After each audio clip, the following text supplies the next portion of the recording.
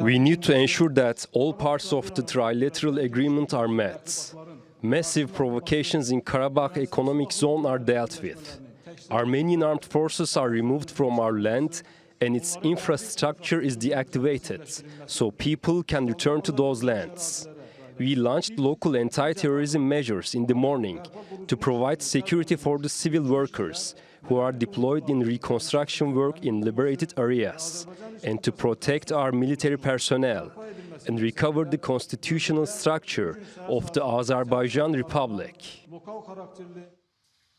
For more on this, Luke Coffey joins us now from Washington, D.C. He's a senior fellow at the Hudson Institute. Luke, thanks very much indeed for your time. There's been a build-up at the border of Azerbaijani military for some weeks now, so perhaps this has been coming. Why do you think it's happened now? Well, I'd say this has been coming for more than 3 decades. I think after 30 years of Armenian occupation, without the international community able to find any enduring solution to this crisis, Baku has exhausted the limits of its frustration. And Russia has been unable, or at least unwilling, to enforce the terms of its own ceasefire agreement that brought the 2020 war to an end. And now we're seeing this frustration play out today.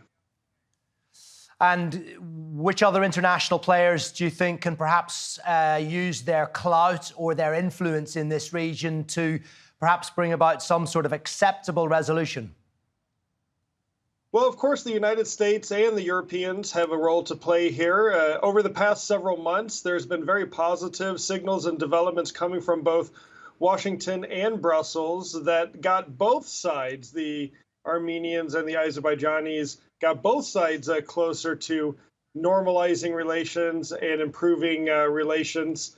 But right now, it seems that unless the Armenians withdraw all of their forces out of Karabakh and then finally allow transit between Azerbaijan and Nakhchivan, I suspect that there's very little the international community can do right now to bring this to a peaceful resolution. I think really right now all the cards are in Yerevan.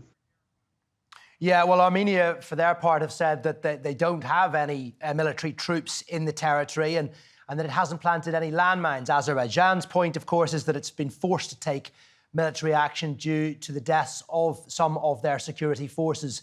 You've referenced the ongoing tensions over some decades now with a number of conflicts. What do you think another one would do for the region? This would be terrible for the region. The last thing the South Caucasus need right now is another war. The last thing that Armenia needs right now is another military defeat.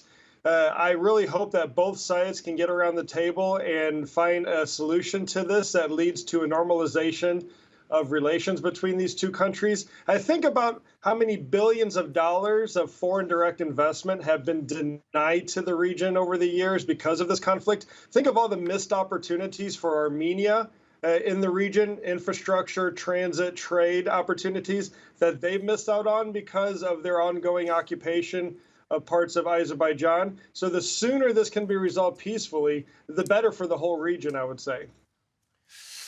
Luke, we thank you very much for joining us. Appreciate your thoughts. Luke Coffey there joining us from Washington.